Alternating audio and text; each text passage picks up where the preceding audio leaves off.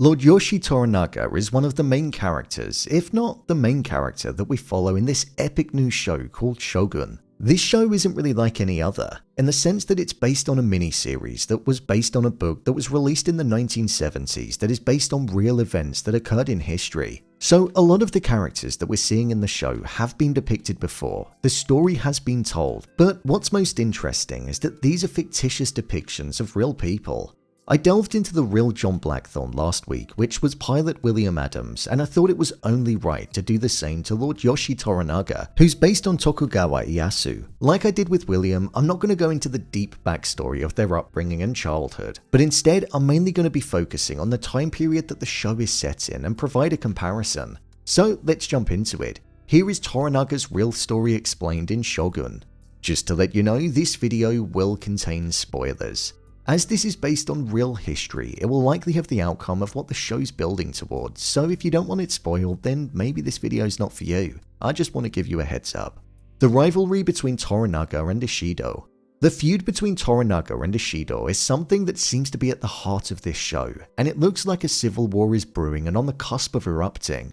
Now, this is something that did actually occur in real life, which consisted of multiple battles following the death of the Taiko, Toyotomi Hideyoshi. There were battles such as the Siege of Shiroishi, the Siege of Hasido, the Battle of Gifu, the Siege of Fushimi, and the Siege of Ueda, all things that led to the defining Battle of Sekigahara, but we'll get to that in a later section.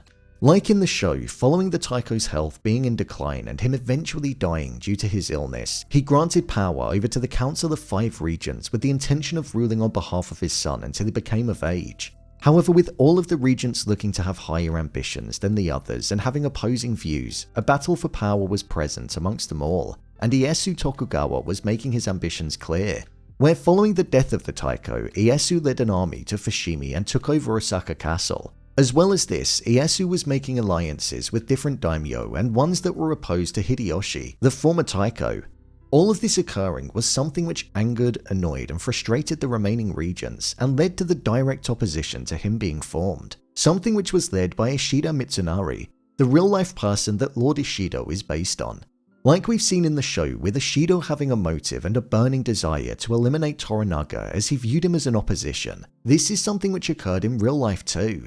Ishida Mitsunari had plans on killing Ieyasu, but news of these plans were revealed to Ieyasu's generals who went after Ishida and tried to have him killed. This was something that caused him to flee, and whilst fleeing he gained protection from Ieyasu, something which is considered strange seeing as though the original plans that were plotted and were found out were focusing on Ishida killing him, and Ieyasu's men were after him.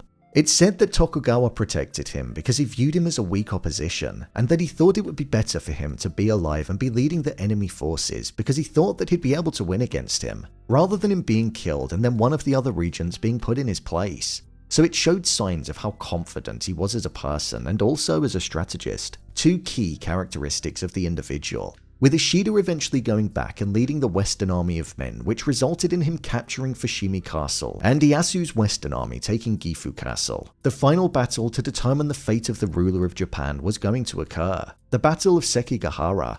This was a moment where Ieyasu's knowledge, mindset, and skills as a warrior came into effect. He had 75,000 men against Ishida's 120,000 men. Ieyasu didn't only win on the battlefield though, but he also won because he'd been communicating with daimyo in the Western Army for a long period of time, and he was promising them things such as land if they switched sides. With Ishida being defeated, it meant that Ieyasu was now the ruler of Japan, and the son of the former Taiko had his position removed and was no longer in line to rule. With regards to Ishida, many of his Western Army were captured and eventually killed following their defeat. Ishida tried to flee, but he was caught by people in a village and was eventually executed in Kyoto. After he was killed, his head was put on a stand for everybody in the area to see. So Tokugawa Ieyasu was most definitely the victor, and he was also given the title of Shogun in 1603 by the emperor. His relationship with John Blackthorne, aka William Adams. Like we've seen in the show, after 3 episodes, Toranaga has taken a liking to John Blackthorne and he gave him the rank of Hatamoto. This is something which occurred in reality. William Adams was questioned and interrogated by Ieyasu over the course of a month, rather than in one sitting like was depicted in the show, and Ieyasu learned all about the land that he came from, the industries he was aware of, and the knowledge of ships and shipbuilding. He saw the advantage in keeping Adams alive and not killing him like the Jesuits and Catholics were requesting to be done. Over time, with trust and loyalty and Adams becoming more immersed within Japanese culture, Adam was eventually awarded the authority of a samurai, and it was claimed that the identity of William Adams was now dead and he was reborn. Ieyasu allowed the men that were originally held prisoner from the ship that was shipwrecked in Japan to go free. However, he never allowed William Adams to go free, meaning that he had to set up a new life and was forbidden from returning home to his wife and children back in England, something which led to him marrying a woman in Japan and having 2 more children. It showed just how much Tokugawa valued William Adams. What type of person was Tokugawa Ieyasu? With regards to the characteristics of Tokugawa Ieyasu, he was considered to be a formidable warrior as he apparently fought in nearly 100 battles and had all of the characteristics and qualities that would lead him to eventually become the ruler and leader that he was. Although he was a leader and essentially played the game in order to benefit himself when picking sides, as he'd switch his loyalty up over time, once he was at the top, his loyalty was something that was given. Outside of that though, he was somebody that wasn't that well liked by the people and wasn't actually that popular. Instead, it was more the fear that he inflicted in people which caused respect to be garnered for him. It's also said that Ieyasu had no hopes and intentions of conquering land outside of Japan. His mind was set inland with what was going on where he was. Unlike many people that came before, such as Hideyoshi with what was going on in Korea, all he wanted was to be the ruler of Japan and to unify it, bringing an end to the wars that were going on.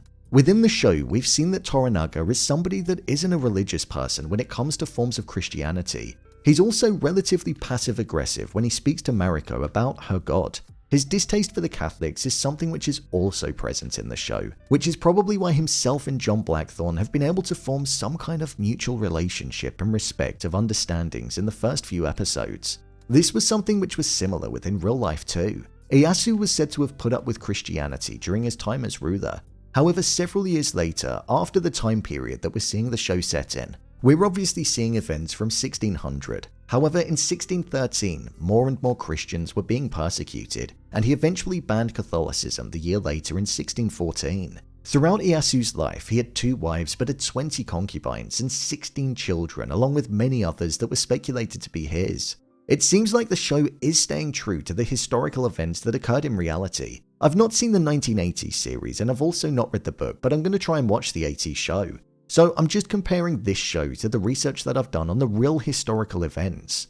The show does seem to be capturing what Tokugawa Ieyasu was like. However, at the moment, he does seem slightly reserved compared to how history portrays him. But we are only at the beginning of what is a defining part of history for Japan. So I imagine that will change, especially now Toranaga is back in Edo.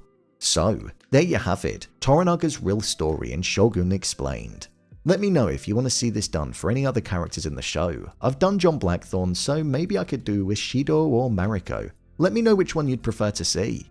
If you want to see more videos on Shogun, then click on the card in the top corner. I've covered the first 3 episodes and will be covering the remainder of the season, so be sure to come back for more.